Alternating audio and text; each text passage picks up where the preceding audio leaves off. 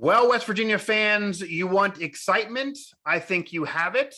You want a winner? I'm not sure. We're going to see what happens on the field this coming season when there is pressure on Neal Brown. I'm Mike Asti, and this will be an episode of Mike Drop here on our network in which we will kind of touch on the state of the West Virginia football program, what's been going on this offseason, and also kind of give our thoughts to how Neal Brown has done to this point, because you do have a premier player in Messidor leave the program and kind of drag it through the mud. While doing so, you have another player come aboard who's now going to be your starting quarterback and adds that excitement to the backyard brawl. And JT Daniels, a former top recruit who's done it major conference ball at USC in Georgia. And then you have a solid recruiting class, but maybe a polarizing one, and you still get a mixed bag of opinions on what people think record-wise this team is going to do, and left young at some spots and maybe better at other spots, but certainly it's up in the air to what's going to happen. We're going to try to make some sense of it right now. Logan Carney of our Sports Now Network will join me for this conversation. And Logan, first off, we got to talk about the wild weekend that West Virginia just had, and we're recording this just a few days after West Virginia sees a myriad of players commit to WVU, and even some controversy with one choosing to leave after just coming aboard, so haven't yet even played at West Virginia, and how that maybe shakes things up. So right now, taking all of this into consideration, especially with what just happened this past weekend, what letter grade would you give Neal Brown in terms of his work this offseason, taking it all into consideration, to give us that right off the top? I mean, thinking about it, it'd have to be probably a C plus, maybe B minus, depending on how depending on if JT Daniels can stay healthy. That's the big X factor. Yeah. As I'm sure we'll get into later. But I mean, it's tough not to. It's tough not to ignore the amount of that they lost. Now, I know a lot of them were not impact guys. Outside of Messidor, that may not have been an impact guy that left. But you're still losing a lot of guys that were developed in your system. And I think what a lot of people don't realize is that replacing guys that leave, replacing, grad transfers, replacing, I don't know why I say grad transfer, I meant graduates or transfers. It's a lot easier to replace those guys with people that were developed already, have spent a year or two learning your system. Yeah. They know the culture of the program. They have relationships with your teammates, than it is to bring in JUCOs and transfers and expect a whole new unit to just thrown together and be ready for week one, which this year, unfortunately for West Virginia, is one of their toughest games on the entire schedule, the renewed backyard brawl with Pitt. So for that reason, I lean more towards C plus, because I think the offseason it's heavily about what's going on this upcoming season. Yeah. Because this upcoming season is the make or break year for Neal Brown. I give the class of 2023 at this point a B plus, maybe even an A minus, because it's turning out to be a very deep class. And that's what I think stands out about it, is that it's very deep. Which again is kind of surprising off of the situation for the program, because Neal Brown's career is in doubt. They haven't really been winning. You're barely getting in a mediocre bowl game, 6-7 last year, losing a mediocre bowl game, and yet able to churn the future of the program and recruits, and even Nico at quarterback, who's going to take a couple years before he plays, but that was a top recruit. That was a big coup for West Virginia that many didn't expect to happen, maybe. So Neal Brown is doing recruiting work for the future. It's just, can he do enough to get to that future? Yeah, and that's the thing. Like, that's why it's tough for me to say more than C plus, because how important is that 2023 class for Neal Brown? Because who knows if Neal Brown will be there for that 2023 class.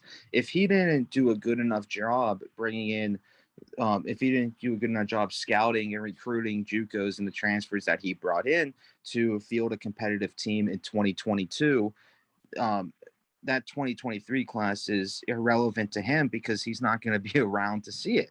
Probably. And again, I heard from others that maybe he would be. And I know that him and Shane Lyons are in lockstep with each other. So maybe he'll still be around. I know there's a lot of rope that he has. It's nothing like I know that it's a guarantee he wouldn't be there if he doesn't get to a win total. It's just what I would think should happen. But you do talk about the recruiting class. So there is also a possibility that maybe, and we've heard this from people, that even if they win only 5 games or less, maybe he could sell Shane Lyons on 1 more year because of that recruiting class. So he maybe that could help him stay because of what he has coming up. Yeah, and I think that's important because, you know, the way that West Virginia is as a program, it is, you know, a regional power, and it's similar. It should recruit and build the similar way as similar sized programs like Pitt, its rival Pitt, Iowa State, and Cincinnati, the most recent examples. But you can even go back to how Virginia Tech found success doing it this way.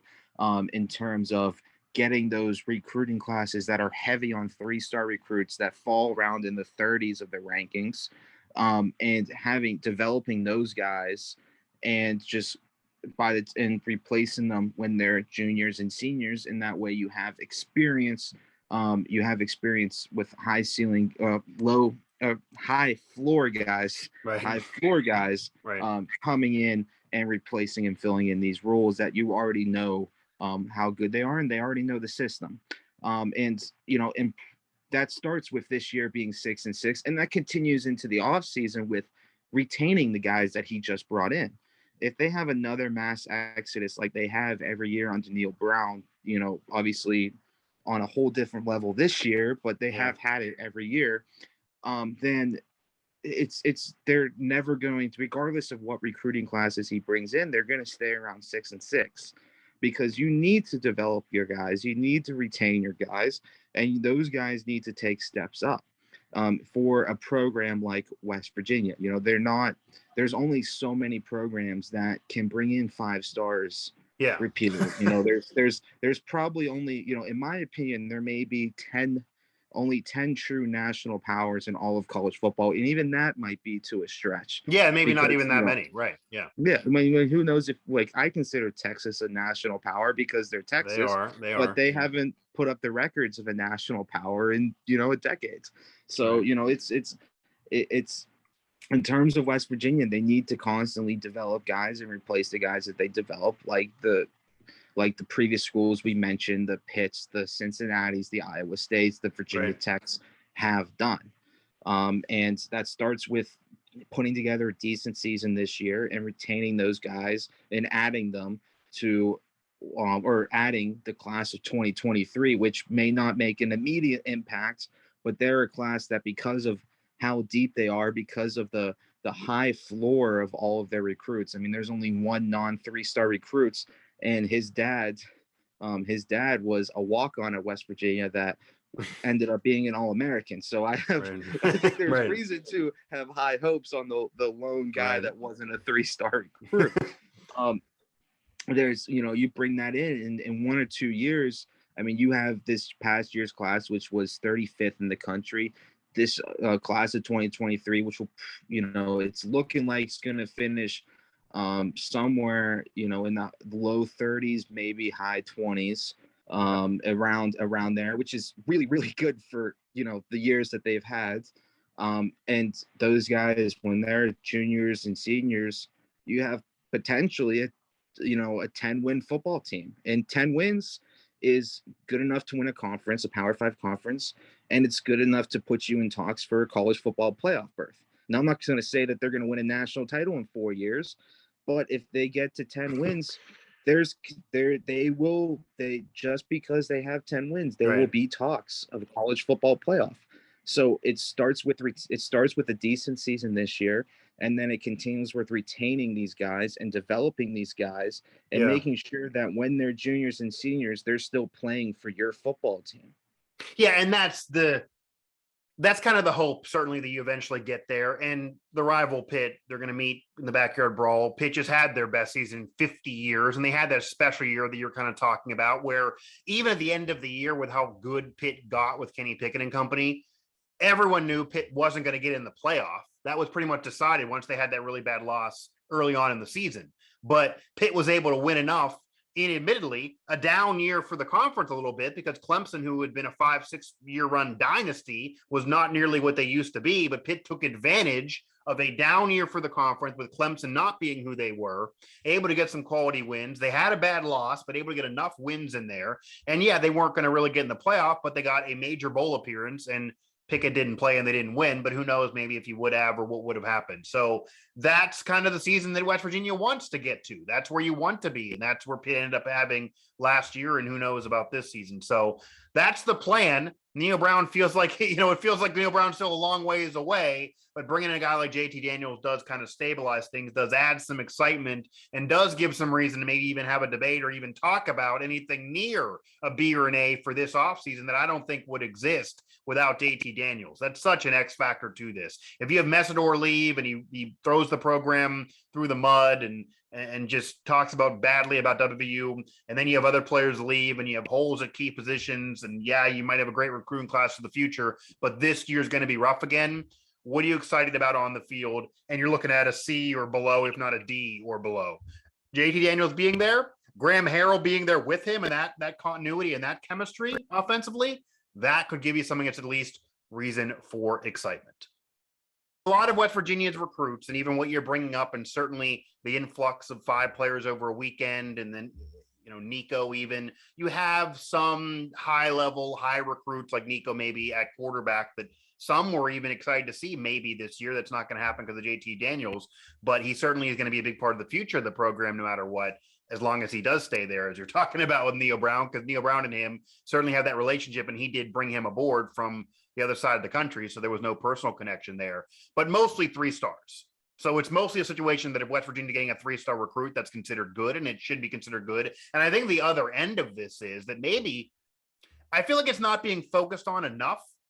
Neal Brown, as you said, is putting together a B+, A- type situation recruiting class for 2023 and getting commits from kids who are 3 stars or above, where the program's not really sitting pretty. This is a program that's 6-7, mediocre bowl game, year prior, okay because the COVID year, but not really impressing anybody, even though they had the solid, bowl win over Army. Years prior to that, it was just nothing, where Neal Brown had to cry in a press conference at the end of the year and claim he was definitely going to bring it back to glory. It's certainly been a couple years since then. And then obviously the cupboard being bare that first year. I know a lot of our colleagues like to call that Neal Brown first year is year 0 because of Dana Holgerson's exit. But as you mentioned, you can call it year 0, whatever if you want to, but it did count. The record counted, it occurred, it's year 1. So now going into, 4 years deep here, going into year 4 and then year 5 to get into that recruiting class, it is a little surprising for him to be able to do this well recruiting, despite the record not being there. I believe 17-18 overall. So nothing to be excited about really. And then having a player like Messidor leave the program and not in any way speak highly of the program, of the environment, of anything going on there. You wouldn't think that would occur. And then the months to follow would lead 3+ star recruits to decide to come to West Virginia because they're on Twitter. They see what's going on. They might be wondering the team's not winning, but hey, maybe they want to be part of things changing. Logan Carney of our Sports Now Network, Mike Asti, we are talking the offseason of Neal Brown and the West Virginia football program. And I think I'm with you a little bit on the B+ situation in terms of the recruiting class, maybe A- there. And it kind of has surprised me based on Neal Brown's seasons that he's just had and the records that he put up. But my only pushback, I guess, for this offseason is maybe to float more of a B, just for the fact that JT Daniels, to me, can be a game changer and also allows that excitement to exist that otherwise wasn't going to be there. I think most West Virginia fans would agree with me that if Jared Deggy was their quarterback for the Backyard Brawl, if Garrett Green was their quarterback for the Backyard Brawl, as much as everyone's excited for Nico for the future, if he was your quarterback for the Backyard Brawl as a true freshman, it would hard to even really get pumped up for the environment and for the game. Because yeah, you're excited for the rivalry, but you would go from being a touchdown underdog or a 2-score underdog to potentially losing by 20 or 30 and not even wanting to watch. So that adds excitement to this team that otherwise didn't exist. And that is a potential big deal for an offensive coach that has not yet had success offensively. Yeah, and I mean, we looked. What was interesting is we did an article on him lately. I forget exactly where it was a preview. It was a preview article on some of the previews this season. I forget exactly which one, but they broke down his offensive numbers prior to West Virginia too, when he was the head coach. Yeah, Tulane or Tulsa at Troy. You mean Neal Brown? He came from Troy. Yeah. So why I thought Tulane Tulsa. Those T schools always same difference, but yeah, at that level. But he came from Troy, where he was an offensive genius. They're throwing points up. He's winning bowl games, and then at West Virginia they can't score outside of against that lower level competition like LIU. They can put up points, but not even against Kansas, not even against Texas Tech. Right. Oh, so he came up as an offensive guru before he took the head coaching job. Right. Look at his offensive numbers while he was the head coach at Troy. They did not have a good offense under him, but they had a good defense. And so he came up as an offensive guru, as an offensive coordinator there. Wide receivers coach prior to Troy. Gave me. But he came up as offensive guru, went to Troy, was the head coach of Troy, but it was the defense coach of it's not like this is a weird thing that happened immediately when he came to West Virginia. I mean, that's why it's kind of surprising, and that's why I don't think it's. I mean, it's surprising for him in terms of his overall career, right. But I think we should stop viewing him as an offensive coach. Because since he's been head coach, it's been his defenses that have been very good. It was his defense that led to those 10-win seasons at Troy, and it was his offenses that have held back this West Virginia team in the past few years. But yeah, going back to Daniel's point, the overall point. I mean, JT Daniels, very well could save the offseason in terms of this upcoming year. Yeah, if you pluck him out, then yeah, it's a C or a D off season, right? If you pluck him out, it's really tough to have any faith on. Yeah, especially with the loss of Dixon earlier, because that running back room now is very bare on experience. Most carries being Mathis has had 90 carries his whole career. That's a guy with experience really on that whole running back room. Yeah. Offensive line, getting them entirely back. I know that they struggled last year as a unit, but there are obviously good players on that offensive line. And anytime that you can return full offensive line, regardless of if they struggled last year or not, a year under the belt of playing together, it's very well probably going to be top 5 offensive line, at least in the Big Ten. It should very well be a strength of this team. And honestly, if there was one, I'm a big believer in the winning, the team that wins in the trenches on either sides of the ball is the team that wins the game 9 times out of 10. So the fact that they return their offensive line, I think is a lot more significant than a lot of people may give it credit to. But yeah, I mean, it'll be an interesting season. I mean, the offense is going to have to go through Daniels because there is no running back room. But there's always the worry if he could stay healthy. He wasn't able to stay healthy at USC. He wasn't able to stay healthy at Georgia. And if he doesn't get help, if he gets hurt and he misses significant time at West Virginia, I mean, who is there really to hold down the fort when they go through what is really a really tough schedule that they have for them? Yeah, to say the very least. Again, Logan Carney of our Sports Now network. It's going to maybe be, easy early on, except for the backyard brawl, but the schedule does beef up later on, and it can be a brutal schedule, especially if West Virginia does the same thing they've been doing in recent years and struggles with Texas Tech and those kind of similar programs. So you never know. It's not going to be easy for Neal Brown, but he does have that excitement level that can be there to maybe JT Daniels being that savior, because Garrett Green last year, Neal Brown clearly wasn't excited. He would just kind of give you that impression, even in press conferences when asked about it. Garrett Green would mostly get running plays. They barely would even design plays for him to pass when he was in there. They let Jared Dagey have tons of rope. Maybe it was for the personal relationship. Some started criticizing Neal Brown, saying, you know, I know you mentored him when he was 12, but you're letting him linger on and maybe hurt the team. And it was up and down for Jared Dagey. He's gone. And that does count as a player leaving your program, but also with a sensible mind. That was almost going to happen. That wasn't him leaving West Virginia. That was, we need to better this position, and you're going to go have to find a situation elsewhere to continue your college career if you want to. So that was part of that. But yeah, Garrett Green, whoever else, Nico again is a true freshman. This team is going to sink or swim by JT Daniels, 100%. If JT Daniels can pick it up and be near what he was supposed to be, then this team could certainly climb. Let's put it that way. They can finally climb, because that's been the moniker, and they've been going up a little bit and then kind of falling and being a neutral. They can climb. If not, then it'll be a problem. But I think one thing that needs mentioned here, because we're talking about Neal Brown as an offensive mind and being called an offensive guru, and I do agree that he kind of lost that. When you look at even the success of Troy, and then you look now, they're putting up points over LIU, but not really anybody else. He's not an offensive guru anymore. And the defense at West Virginia actually has been better than the offense. Even at West Virginia, 2 years ago, the defense was doing really well the first few weeks of the season after the Vic Koenig controversy. And even last year, the offense has let the defense down, not the other way around. So that's been even weird during the Neal Brown era. But Graham Harreld is also now aboard as offensive coordinator. That is a personal relationship and a working relationship he has as a connection with JT Daniels.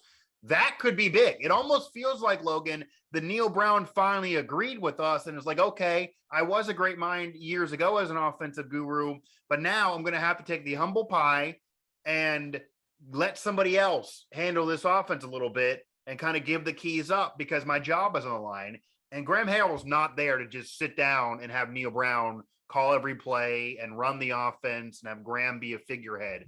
This is a young offensive mind that has connection with the quarterback that you just brought in, who only has a couple years max. So this might actually be the Graham Harrell show offensively, honestly, more than actually Neal Brown.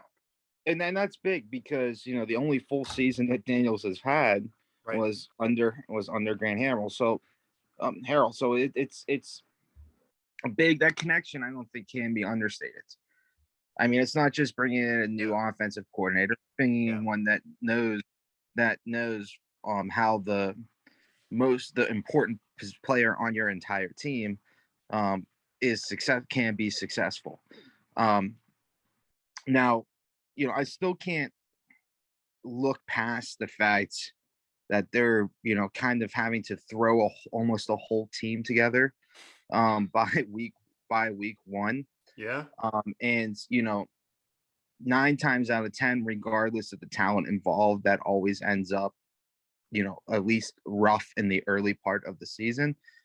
The good news is the early part of the schedule outside of that Pitt game is pretty easy. You know, I mean, they got, you know, Virginia Tech's mixed in there, but Virginia Tech, that's a rivalry game on the road, but they're not. And they just beat Virginia Tech too. So they beat them last year, and they're not supposed to. I mean, they just hired a new coach as well. They're not supposed to be anything special this year. They got I believe Kansas is in that early in game 2, and they have their FCS game as well. I mean, even if they get blown out by Pitt, which is a possibility, I'm not going to predict that's happening on this show right now, but that is a very realistic possibility. Could happen. They can still start 3-1. I mean, with the fact that they got 3 easy games after that, and that's good for them, because, you know, the beginning of the season, when you're putting a whole new team together, you know, it's going to be rough. But if they can get things figured out after week 4, after that easy part of the schedule, before they get into the tough conference part of the schedule. There's no reason why the team can't finish, 6-6, 7-5, Right. maybe even 8-4 if they can steal a couple of wins. Maybe Texas isn't actually back. Like everyone thinks that they are. I feel like that's every single year. Yeah, But- back. Yeah, back with the hand quotes. Texas is not back until they prove it on the field. And one of the weirdest things about West Virginia entering the Big 12, Logan, and obviously Texas is going to leave in West Virginia's future. Who knows if they'll stay in this new Big 12 or what'll happen. But they've been very competitive and even have big wins over Texas. So it's not like, I mean, West Virginia has played very well with Texas. Certainly not Oklahoma. They can't beat the Sooners, but they played very well with Texas. So is Texas back? You just don't know. If West Virginia beats Texas, are you going to be shell shocked? No, we've seen it before, and West Virginia wasn't good when that happened. And it was that, and you've seen Texas kind of do the whole "we're back" and then not be back. And then you're looking at Baylor, you're looking at Texas Tech. These are programs that West Virginia maybe won't be favored in those games, but certainly West Virginia could maybe beat. I'm not predicting 8+ wins here, but as you put it, Neal Brown, I think there's also pressure not only on this year to at least get to maybe 6 wins and solidify a bowl game and do it earlier in the season. I think that's also key. That West Virginia can't be fighting for a mediocre bowl game that no one cares about the last week of the season. And you got to be able to take care of business in this early portion of the year. Say you lose the Pitt game, even if it's close, say you make it a 7 or 10 point game because it is a rivalry and maybe Pitt gets caught up in it. Pitt has certainly been upset before, even though they had their best season in 50 years last year. You just don't know. West Virginia, I think we all can agree here. They gotta be 2-1 at the worst going into that Virginia Tech game. Kansas and Towson have to be victories. And I also think, and it doesn't matter, but Neal Brown's resume at West Virginia has been a little bit of, okay, beating those low-level teams, not beating enough of the teams that are equal to you, and losing to the teams that are better than you. But the Virginia Tech win, that's the biggest win he's had, I guess, arguably, unless you say Kansas State a couple years ago. They barely got through that game with a victory, and then Virginia Tech ended up being exposed as not that good. Neal Brown needs to throw up some points. He needs to, impress. Even if you lose to Pitt, West Virginia needs to dominate Kansas. They need to dominate Towson and at least show there's a separation between those programs and West Virginia, even if they're not where they want to be in conference play. But 2-1 going into Tech makes tons of sense. They could be 2-1, and then you mentioned Tech. You can beat 2. In year 4, you shouldn't be scraping by with a 1-score win over Kansas. Kansas football, and everybody, even Kansas fans, agree is probably the most pathetic Power 5 sports program out there. I mean, I don't know if there's a worse in any of the major sports. I don't know if there's a worse Power 5 program out there than Kansas football. I mean, right now, that is a team that you can't. Well, even in history, I mean, it's not like they have this powerhouse. No, they had that one random Orange Bowl year. They had that one random Orange Bowl year, but no, 100% Kansas football, right? Yeah. We're talking. This is. I agree to the extent it's year 4 now. The expectations, the general consensus. I mean, we were talking before. We looked. I mean, I just got the magazine today for Athlon Sports has West Virginia at 7-5, probably the highest win total, at least that I know I have seen of them in the preseason by a national outlet. But the general expectations around this team is on average about 5 wins, 5 maybe 6 wins, mostly around 5 wins. We've seen a decent bit of 4s as well, but it's around 5.5, I guess, right where their Vegas line is. I agree that just meeting expectations is probably not going to cut it in year 4 when expectations are that low. This is a year where where Neal Brown has to exceed expectations, even if it's only by 1 game or one win or 2 wins. I mean, I'm not saying this guy has to go out and go 8-4, sure. With a finishing in the top 25 or some decent bowl game or anything like that. But 6-6, a bowl game, possibly not winning that bowl game, finishing 7-6, finishing 7-5, maybe you win the bowl game, go 8 with an 8-win team there, 8-5. that's something that you should see. And that's something that, it really makes this offseason look a lot better, because he would have done that with a team that he basically all brought in through JUCOs and transfers. And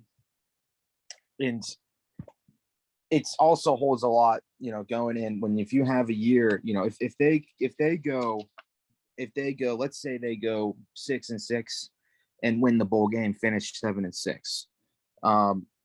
They don't lose 20 guys to the transfer portal again.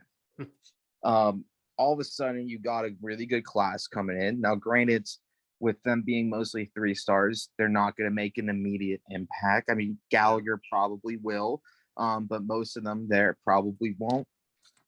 But it's not like they had a bad class this past in the 2022. It's not like this year's class is bad. I mean, it was 35th, I believe, in 247 sports.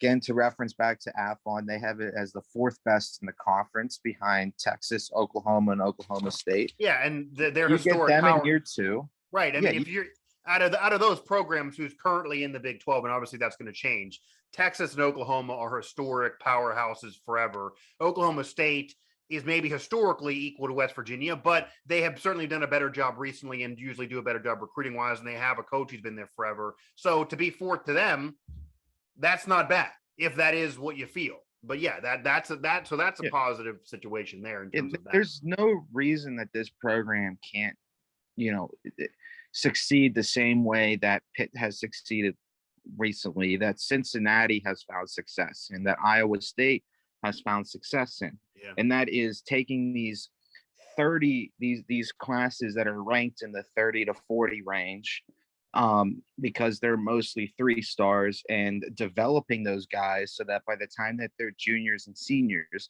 instead of replacing somebody who may have graduated or transferred out with a JUCO or a transfer like Neal Brown had to do this year, you're replacing a guy that has been developed with your playbook, with your style, somebody that is fully committed to the program because he sat 2 years on the bench. And that's there's no reason West Virginia can't succeed that way. But in order to do that, it starts with this year by winning at least 6 games, which is not that tall of an order, but it's better than what's being expected. No, because it's a weird scenario. Retaining the guys. Yeah, you have a weird scenario where, and I get it, and you brought it up, all those players that have transferred out, Messidor leaving, etc. But to go to 4 wins would be a real drop off. Even the last year and the year before that, certainly last year, really 6-7, you lose the bowl game, you lose the guaranteed rate bowl game. What you think of that? It has been called one of the worst seasons West Virginia football has had in the past 2 decades. The year prior, they do win a bowl game, and it was mixed up because of the truncated COVID year. But if you go from that to where that was so criticized with Jared Dagey to a better quarterback, I don't think anyone out there thinks JT Daniels is not better than Jared Dagey. You have a better quarterback situation now, to then all of a sudden to win only 4 games and drop off even further. That would be a problem. You still have Stills there. You still have Dante Stills defensively. So there are still some players. I think one of the major issues, though, obviously, and we talked about this earlier, is running back, is offensive line. Are they going to protect him enough? Is that going to improve? And then can Tony Mathis Jr. actually step it up and be that guy? Only 90 carries, played the bowl game, but is he going to be able to be that guy? And he now is that guy because Dixon is no longer aboard with the program. Player that was at Clemson, Dabo Sweeney called immature, came over to West Virginia, and now is no longer aboard as well. And we mentioned Messidor leaving the program earlier in the offseason, and then talking about the environment in Morgantown and the football program and maybe leaving for brighter lights, but also didn't have glowing things to say about his time. So knowing what the records have been, and that it has been a rough patch for Neal Brown to kind of kick off his time at West Virginia head coach, and that he's not going to have forever to do this and does need to quickly turn this around, how much blame do you put on Neal Brown in particular for the mass exodus of players from West Virginia as well? Players have come, players have gone, recruits are there. You mentioned the 2023 recruiting class can possibly be an A recruiting class despite what's going on right now. But a player like Messidor and company to leave and even have critical things to say, is that on Neal Brown? Even if maybe it's not 100% on him fairly, you just got to put the stain on him because of what's been going on with the program? Or is maybe it just weird scenarios that are coincidences, that maybe it's not Neal Brown's fault, since he's also proven he can get top level guys to come aboard like JT Daniels, despite what others have said while leaving the program. Well, I mean, when you've just finished year 3, the team is mostly guys that you have brought in, especially when, as he's had to bring in so many transfers, because it's not like this year is the only year they've lost a lot of transfers. Yeah. They've lost more than any other Power 5 school since the transfer portal has been a thing.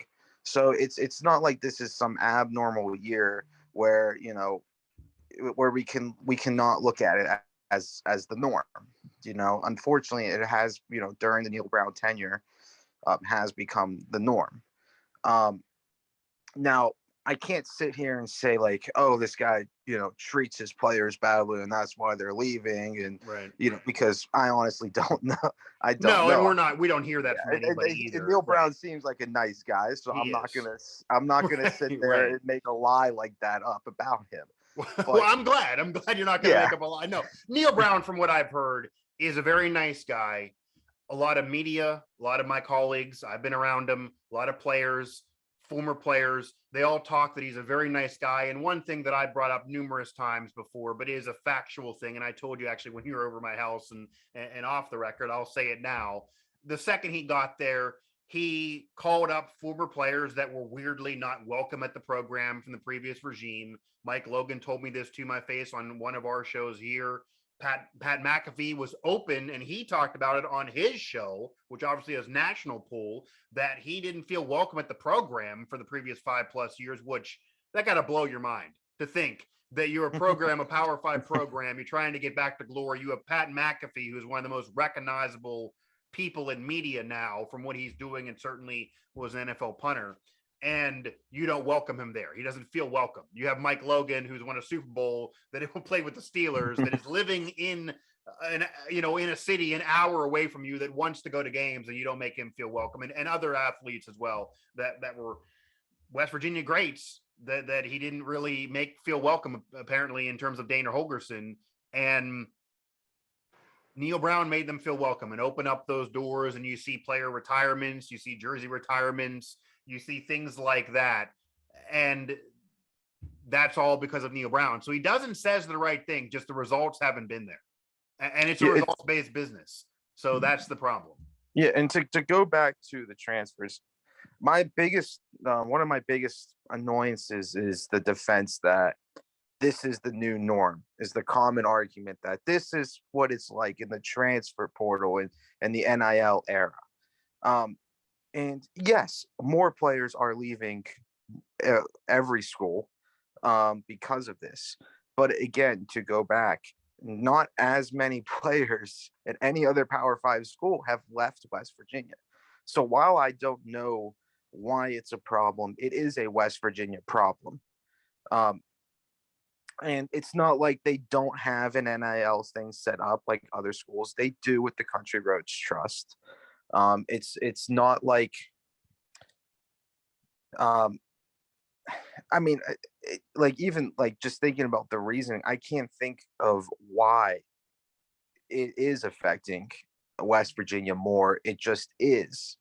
And, at some point when it's been 3 years, and you're entering your 4th season, and it's still affecting you more than it is every other program in every other Power 5 program out there, at least, or especially even the more than your conference, it is your problem, and you do deserve some of the blame.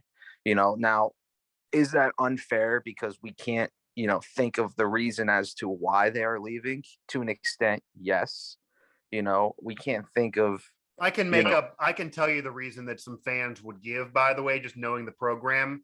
They're going to say that eventually this was going to be a problem with West Virginia in the Big 12. That's going to be an opinion out there, that because geographically speaking, it's a lot of travel. You don't really have a rivalry. They are on TV, but not all the time. That's going to be a thing that was brought up even when they joined the Big 12, and they had to go. There was no other opportunities, and if they didn't join the Big 12, they would have been a lower level program to where they are now.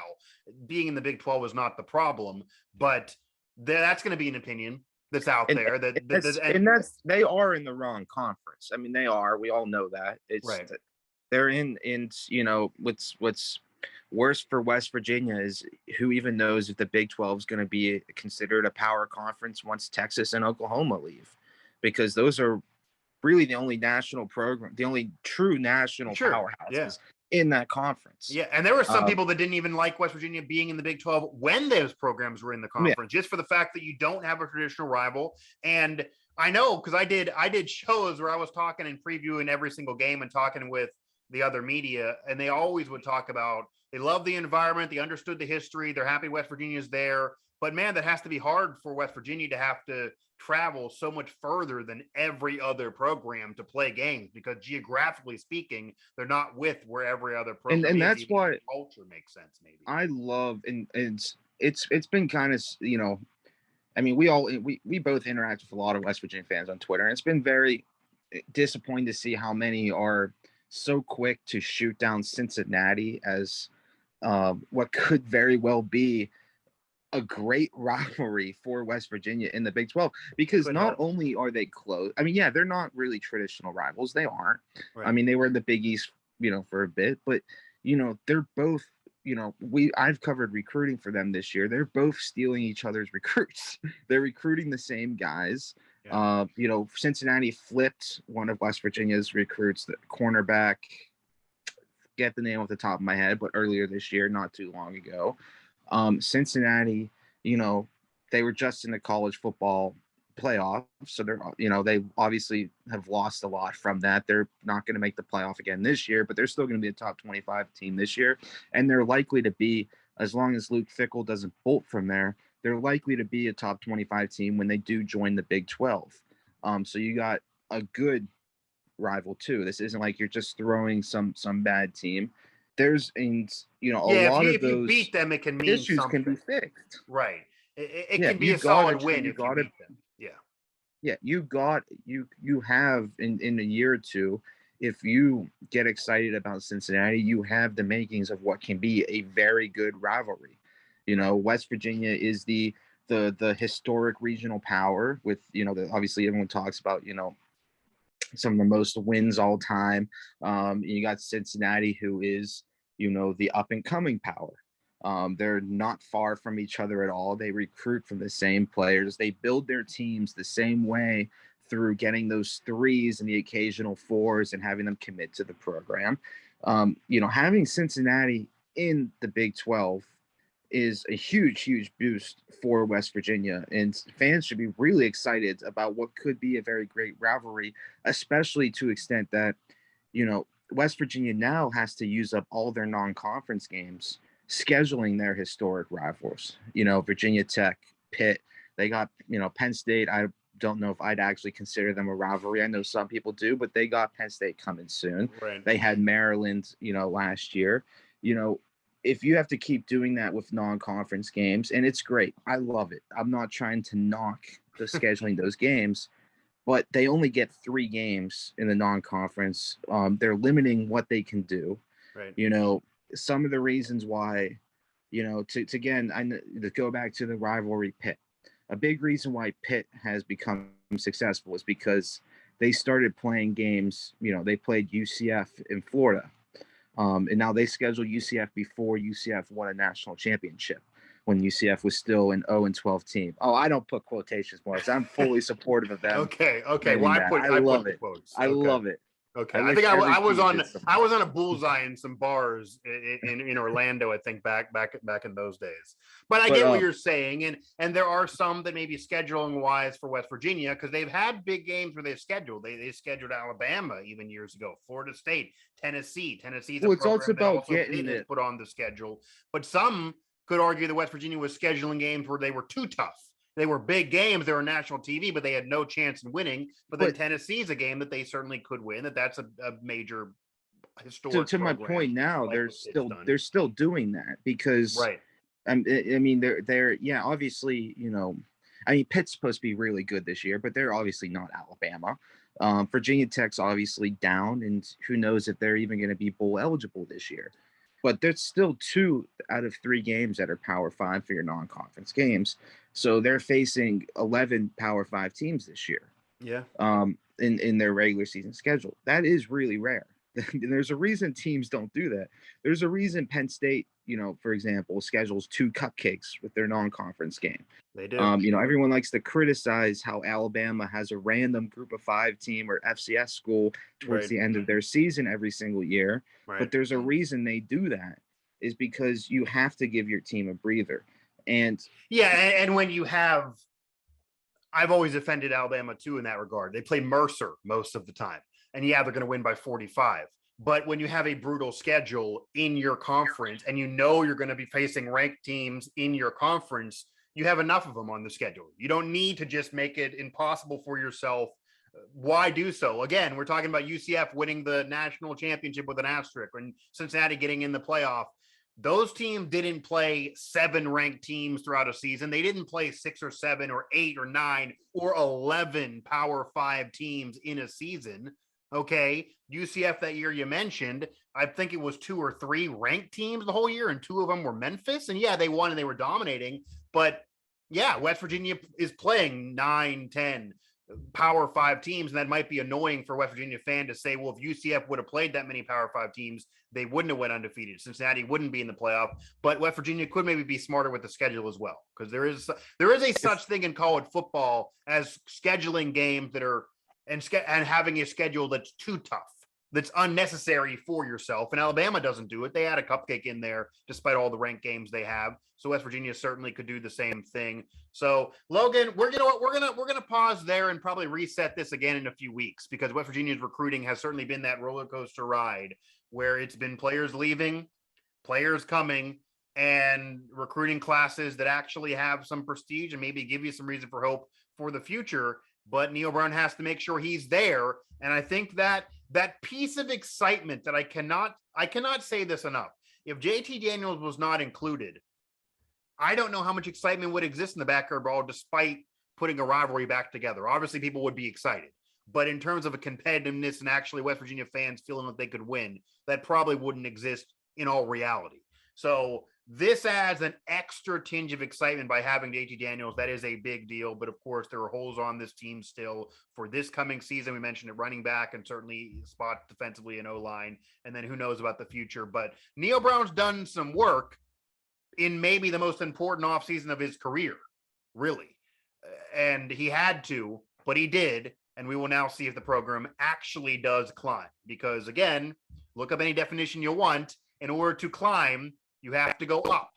So they went from dropping to going up to then in neutral and maybe dropping off a little bit and no longer climbing. And it's almost like they're on a mountain here after 2 years ago winning a bowl game, where you have a climber and you see rocks starting to fall and someone's foot is losing footing and you're like, oh, they're going to fall off the mountain and it's going to all be over.